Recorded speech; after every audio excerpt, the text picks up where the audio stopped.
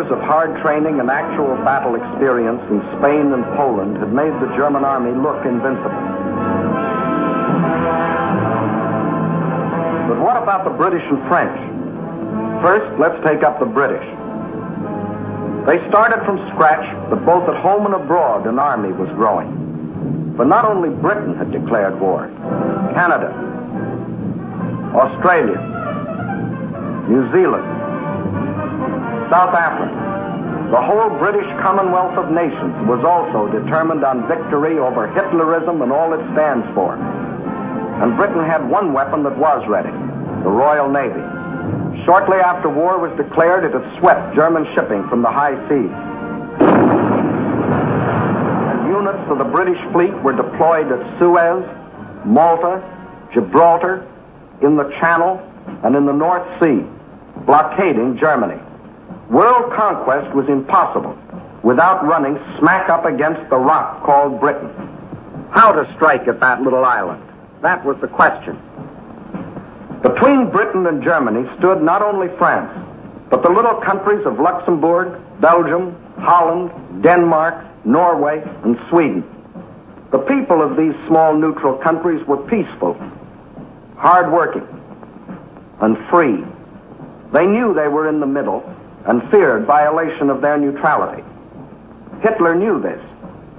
He also knew that if they united with the Allies, they would form a solid democratic wall against Nazi aggression, and their conquest would be far more difficult.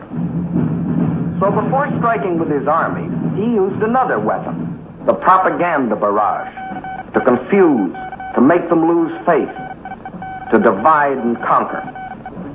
To lull the fears of the little neutrals, Propaganda Minister Goebbels told them Germany didn't want a war at all.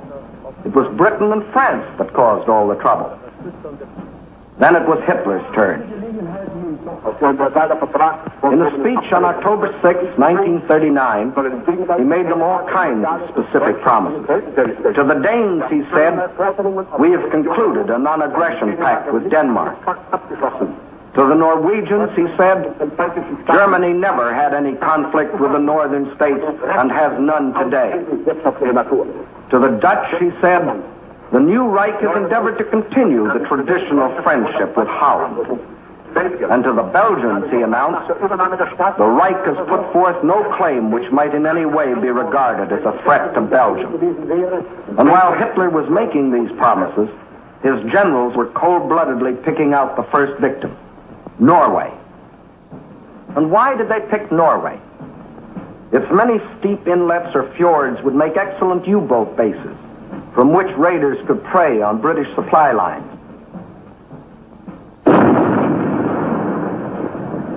Also, it would give the Nazis vital air bases.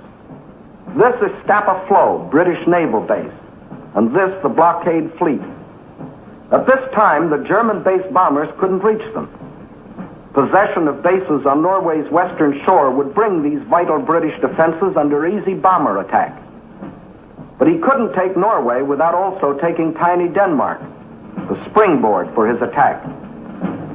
So at dawn on April 9, 1940,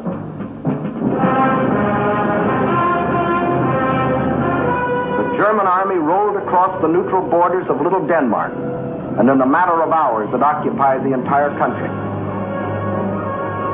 By nightfall, Denmark is erased as a nation, and the Danes go into slavery. Although only 6 months before, Hitler had announced, "We have concluded a non-aggression pact with Denmark. The Danes will not forget."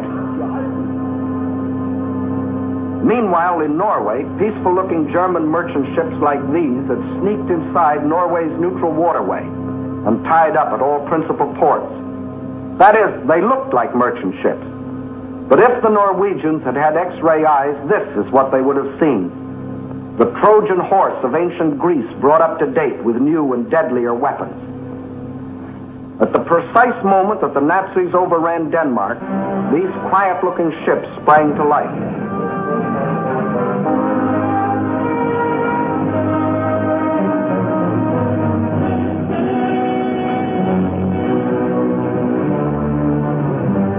At the same time, Nazi warships, discovered along the entire coastline, started steaming up the Norwegian fjords.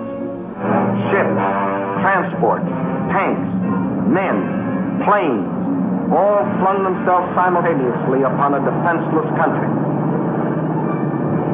Airborne infantry seized every strategic Norwegian airport. The whole job was made easier by treacherous fifth columnists, led by Major Quisling, who seized power and issued orders to suppress resistance. Nazi warships steamed past silent guns that could have blasted them out of the water. This was one of the most amazing acts of treachery the world has ever known.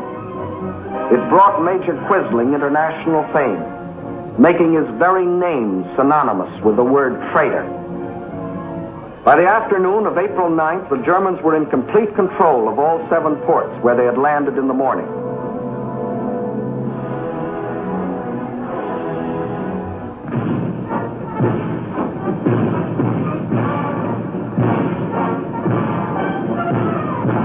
For the first time in more than 200 years, the people of Norway saw an invading army parading through their city. Many of these Nazi soldiers, strutting as conquerors in 1940, had last seen Norway some 20 years earlier, when, as refugee German children, they had been raised and cared for by kind Norwegians. Now these same Germans were back to repay that kindness with terror and destruction. Once they had occupied the capital, the Nazis quickly fanned out in all directions. But loyal Norwegian troops stopped one German column between Hamar and Elverum.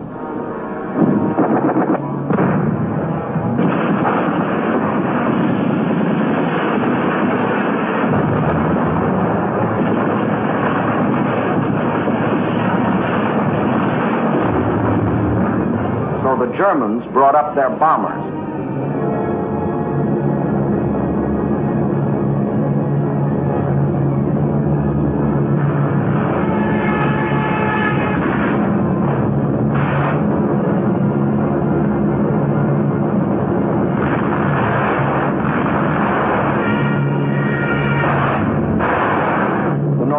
Were forced to flee to the north under constant and unopposed air attack. It was here that Captain Robert Losey, an American military attaché, was killed, the first American soldier to lose his life in this war. Meanwhile, the Nazis had spread all over the country. Small patrols occupied every strategic village. Parachute troops landed high in the mountains.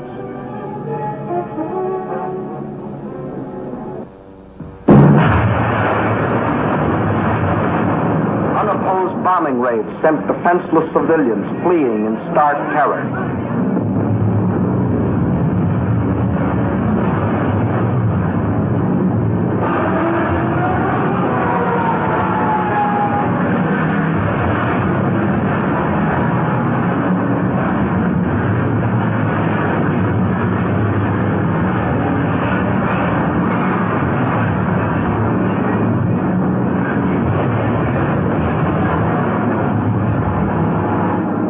Wanted war. They had done everything to avoid it.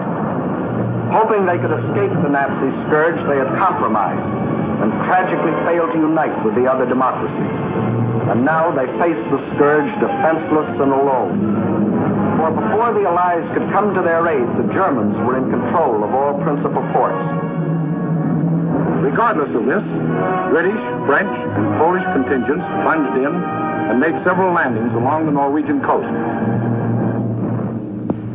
They landed forces north and south of Trondheim and attempted an encircling movement on the city under constant, heavy, and almost entirely unopposed air attack.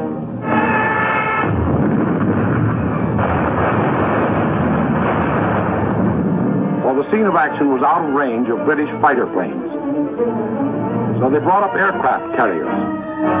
But these are at a disadvantage when opposed by land-based planes. The Allies, therefore, were badly battered from the air. Finally, suffering heavy losses, they withdrew from a hopeless situation.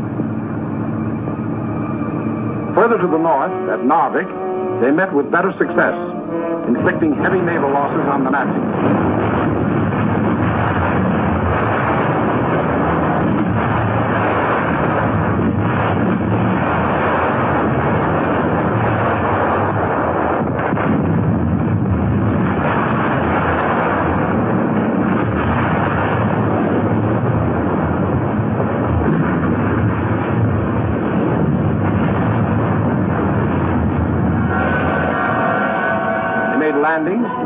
the town for nearly 2 months.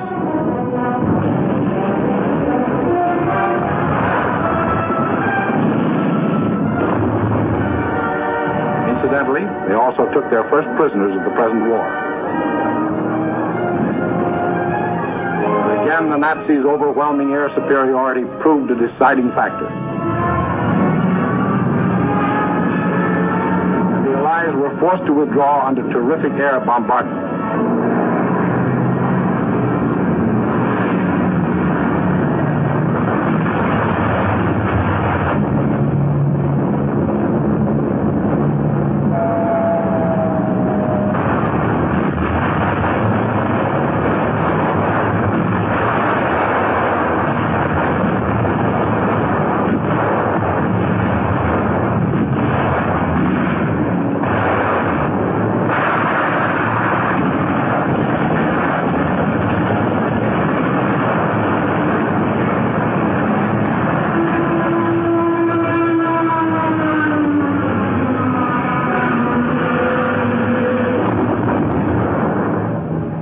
Loyal Norwegians were left with their Quislings, their ruins, their dead. Even though 6 months before Hitler had said, Germany never had any conflict with the northern states and has none today. The Norwegians will not forget.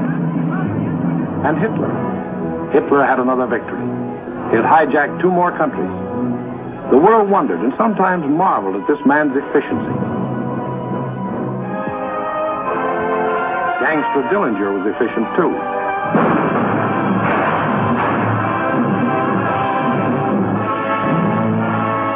When a man or a nation throws away all regard for the laws of God and man, he is bound at first to be more efficient than his victims. Society had a police force to deal with Gangster Dillinger, but it had no police force to deal with Gangster Hitler. So he clubbed Norway into submission and got what he wanted, bases for use against Britain. Now he had the northern claw of an enormous pincer movement. A drive through France would give him the southern claw. Blockade by U-boats coupled with mass bombing attacks would weaken the British for final invasion. Then, with Britain gone, Germany could reach out in all directions for world conquest.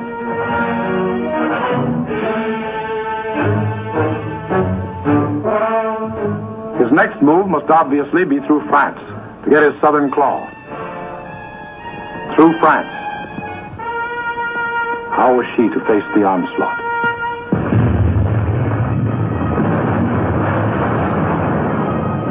These scenes are ancient history. They occurred in 1914. The German armies, without warning, had smashed across neutral Belgium, invaded France, reached the River Marne only a few miles from Paris. Out of the French capital poured the French reserves, riding out to battle the enemy in every vehicle that could move. The famous